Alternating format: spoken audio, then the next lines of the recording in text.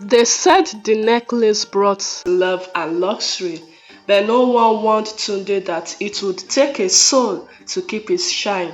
The boutique sparkled like a palace hidden in a quiet corner of the city mall. No one remembered seeing it before, yet everyone suddenly swore by it. A mysterious scent of roses and rain clung to the air as Tunde stepped inside, drawn by something he couldn't name. He was just a young man in love, trying to impress his girlfriend with a birthday gift. But the moment his fingers brushed the necklace with the glowing amber stone, a cold whisper tickled his ear. She will adore you, but you must never ask what she gave up to wear this. Tunde was the kind of man who kept his promises, even when his pockets disagreed. At 27, he worked two jobs, loading trucks in the morning and serving drinks at a lounge by night. Life hadn't handed him much, but he held on to one thing like breath: Tari. Tari wasn't just beautiful. She was the kind of girl who walked into a room and made other girls question their own confidence. Skin smooth like caramel, voice soft like morning dew, and laughter that could soften granite. But lately, her eyes have started to wander toward shiny things, designer shoes, flashy nails, the latest gadgets. She never said it out loud, but Tunde could feel it in her hugs: less warmth in her messages, fewer heart emojis, in her tone, more comparisons. Babe, Cynthia's boyfriend just got her an iPhone 15 Pro Max, she said one evening, twirling her braids. That guy dey try abeg. Tunde smiled, masking the sting in his chest. Your own go big past that, he replied, already calculating how many extra shifts he would need to work. Tunde didn't mind suffering, not if it would keep Tari happy. She had stuck with him when he had nothing but dreams. He just needed time and a miracle. Then, one afternoon, that miracle appeared. Tunde was walking through Ikoyi Mall, window shopping and praying for inspiration when he saw it. A glowing boutique that wasn't there the week before. It had no name on the door, no crowd, yet a strange warmth seemed to reach out to him like a hand. Curious and desperate, he stepped inside. The boutique was unlike anything Tunde had ever seen. Soft, golden light danced on crystal chandeliers overhead. The floor shimmered like liquid glass, and soft music drifted through the air. Though he couldn't see any speakers, every shelf had only one item. No price tags, no duplicates, just one handbag, one pair of shoes, one necklace, each displayed like it was sacred. Behind the counter stood a woman, tall, graceful and ageless. Her skin glowed like dusk and her eyes were deep, unreadable pools. Welcome Tunde, she said before he even introduced himself. He froze. How do you know my name? She smiled, revealing perfect white teeth. The necklace knows your heart. He looked at the necklace she gestured to, a delicate gold chain with a teardrop amber stone. The gem pulsed softly, like it had a heartbeat of its own. Tunde felt something stir in his chest, longing, hope, fear. How much is it? He asked cautiously. It cost nothing now, the woman replied, but it will ask for something later. He frowned. I don't understand. You don't need to. Just know this, if you give it to someone you love, they will love you deeper than before. But love like that always comes with a price. Tunde hesitated. Then he remembered Tari's tone when she talked about Cynthia's iPhone. He remembered her growing distance. He remembered the promises he made to himself that he would never lose her to a man with more money. His hands moved before his brain caught up. He picked up the necklace. I will take it. As he turned to leave, the woman's voice followed him, low and eerie. She will wear it with joy. but keep your eyes open. The price tag is not where you can see it. Tunde waited until Tari's birthday to give her the necklace. She barely glanced at the simple box as she tore it open, expecting something bigger. But at the moment her fingers touched the gold chain, her eyes widened. Tunde, it's beautiful. It looks expensive. Where did you get this? Let's just say I got lucky, he said, forcing a smile. Tari rushed to the mirror and clasped it around her neck. As soon as the amber pendant rested on her chest, a strange silence fell in the room. The light flickered, the hair shifted. She turned to him, smiling so wide, it startled him. Babe, wow, I feel different, like this thing is powerful. Tunde chuckled nervously. You like it? I love it. She kissed him hard, more than she had in weeks. That night, Tari was a different person. She cooked his favorite meal. She laughed at his jokes. She posted him proudly on her WhatsApp and Instagram, calling him the real MVP. It was the kind of love Tunde had begged the universe for. The next day, strange things began happening. Tari got a call from a fashion company she had applied to months ago. They offered her a brand ambassador deal. Her followers tripled overnight. She started getting free wigs, shoes, perfumes from sponsors she had never heard of. Every time she wore the necklace, blessings followed like ants to sugar. But Tunde noticed something else too. Tari's eyes had changed. Not always, but sometimes. When she smiled, it didn't reach them. When she kissed him, it felt practiced. And once in the mirror, he thought he saw her reflection blink twice, even though she hadn't moved. And at night, she whispered things in her sleep, words in a language he didn't understand. One evening, as she slept, Tunde tried to remove the necklace from her neck, just to look at it again. Her eyes snapped open instantly. Don't touch it, she said in a voice that wasn't hers. Ever. He jumped back, his heart pounding, but a second later, she smiled again, softly, as if nothing happened. Sorry, babe, I'm just really attached to it. At first, Tunde tried to ignore the signs. Maybe it was stress. Maybe he was just overthinking things. After all, Tari was finally giving him the attention he longed for. But soon, even the neighbors noticed. Mrs. Salami, the old woman next door, stopped him one morning. Young man, that girl you bring here, something dey her body now. I sabi these things. Her aura don't change. Tunde laughed it off, but chills crawled down his back. Tari started wearing the necklace to bed, to the bathroom, even when bathing. She claimed it made her skin feel warm and alive. Her blessings grew stranger. She dreamt of lottery numbers and won. She posted one dance video on TikTok and woke up to 800,000 views. People she didn't know started offering her gifts, trips and luxury. A man she barely knew sent her an iPhone and a key to a new Benz just for being pretty. But with every gain, something else dimmed in her. She no longer asked how Tunde was doing. She no longer laughed genuinely. Her voice sometimes echoed even when she stood still. And worst of it, she had started talking to the necklace as if it was alive.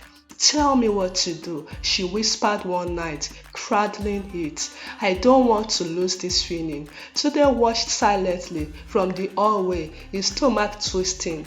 That night, his dreams were haunted. He saw a woman made of ash, her eyes empty, standing over Tari's body. She pointed at him. Your father. You opened the door. Tunde woke, drenched in sweat. 2 days later, something terrifying happened. Tari collapsed during a photo shoot. No warning, no dreams, just dropped like a puppet whose strings were out. Her body twitched, her eyes rolled, and then she screamed, a sound so shrill it shattered the makeup mirror nearby. Everyone fled. Tunde rushed to the hospital, but the doctors found nothing. She is perfectly healthy. one said, confused. But her heartbeat, it's not normal. It skips like it's trying to match something else. They kept her overnight. At 3 a.m., her phone rang, an unknown number. Tunde picked up. A deep, distorted voice answered. If you try to take it from her, you will lose her. If you leave her, she will belong fully to us. Choose. The line went dead. Tunde stared at Tari as she slept, the necklace still glowing faintly on her chest. He realized with dread that this wasn't a gift, it was a claim. Tunde started sleeping with the lights on. He no longer recognized the woman in his house. Tari barely blinked. She moved in slow, controlled motions, graceful like a predator. Her voice sometimes came in double tones, as though someone else was speaking alongside her. One night, Tunde came home to find her sitting in complete darkness, just sitting, staring at the wall. "Tari," he whispered. She didn't respond. Then she turned her head, slowly, mechanically, and smiled. "There you are, my love. He says you shouldn't be afraid. You are the reason we are here." "Who is he?" "The one in the amber. He watches through me now." The ear turned ice cold. Tunde's hands trembled. "Babe, please take off that thing. Let's go see a pastor. Let's pray." She giggled, but her laughter didn't echo like it used to. It sounded wet, like something laughing through water. Prayers can stop hunger, and he is very, very hungry now. A few days later, Tari went to a luxury salon for a sponsored shoot. Cameras flashed, influencers milled about. Tari smiled, posed, flipped her braids, but her eyes were wrong. A girl named Feyi, a rising influencer, walked up to Tari and casually touched the necklace. "Wow, this is gorgeous. Where did you get it?" The moment her fingers grazed the amber stone, she screamed. She stumbled backward, clawing at her chest. "It burns! Oh God, it burns!" Her skin blistered where her fingers had touched the necklace. The salon exploded into chaos. Feyi passed out, twitching violently. One girl fainted. Another one ran outside and vomited. Tari, she calmly picked up a lip gloss, applied it, and whispered to no one. She shouldn't have touched what is not hers. That evening, 3 salon mirrors shattered on their own. The CCTV footage was erased, and Feyi, last anyone had gone blind in one eye. Tunde tried to break the chain. He waited until Tari was asleep, then slipped gloves on, picked up a nail cutter, and clipped the clasp. The chain snapped, but instead of falling off, it melted into her skin.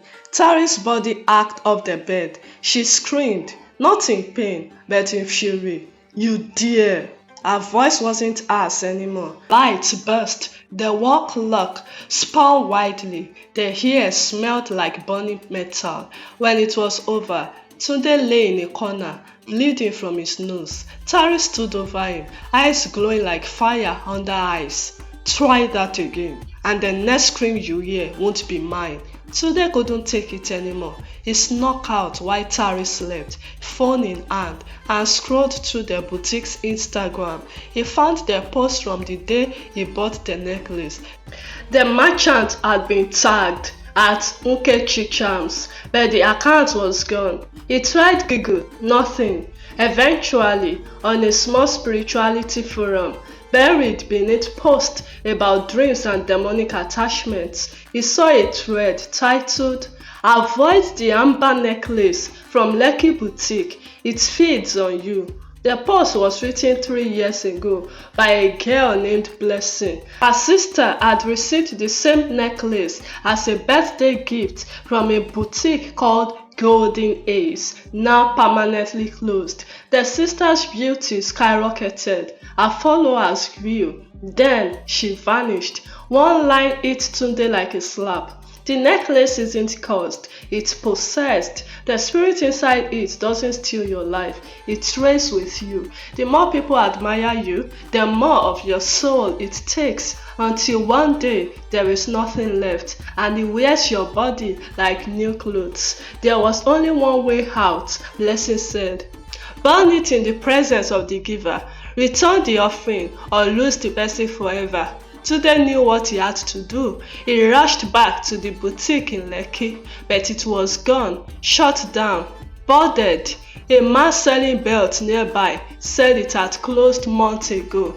One babe ran mad after collecting sham necklace. People stopped coming. Tunde's heart sank until he saw something across the road. The merchant. Nkechi, same woman, same turban, different shop sign, new glow threads. He stormed across the street. What did you give her? That necklace is killing her. Nkechi didn't even blink. She chose it. It chose her. You should be proud. Not everyone is worthy of the amber. I'm burning it. You will be there. She gave him a long, cold stare. You can try, but everything comes at a cost. That night, Tunde did exactly what the forum said. He lured Tari to an open field behind their estate. Nkechi was already there, a clay bowl of herbs burning beside her. Put the necklace in the fire. If she fights, hold her, but you mustn't let go, no matter what you see. Tunde nodded. He turned to Tari. Babe, I'm sorry. Then he ripped the necklace from her neck and tossed it into the fire. Tari shrieked, not screamed, shrieked like a wounded beast. Her body convulsed, her hands clawed at her own chest as if something was being pulled out of her. A shadow rose from her mouth, tall, thin, grinning. She was almost mine. Fool, you ruined it. Tunde gritted his teeth, held her tighter. She was never yours. With one last burst of light, the amber melted into black ash. The shadow dissolved into the wind, howling. Tari collapsed. She didn't speak for 3 days. When she finally woke, her first words were, "It was whispering to me. Every time someone liked my post, every time someone said I was pretty, it was hitting me." She wept. Tunde held her. They left Lagos the next month, deleted their social media, started over. And sometimes, in the middle of the night, Tari still wakes up and checks her neck, just to be sure it's really gone. Somewhere in Lekki, behind a locked curtain, in the back of new glow trends, the merchant smiles. She opens a velvet drawer filled with amber necklaces, each softly glowing. A new girl walks in. I saw your post about the confidence necklace. The merchant nods. Yes, my dear. Just one piece left. Would you like to try it on?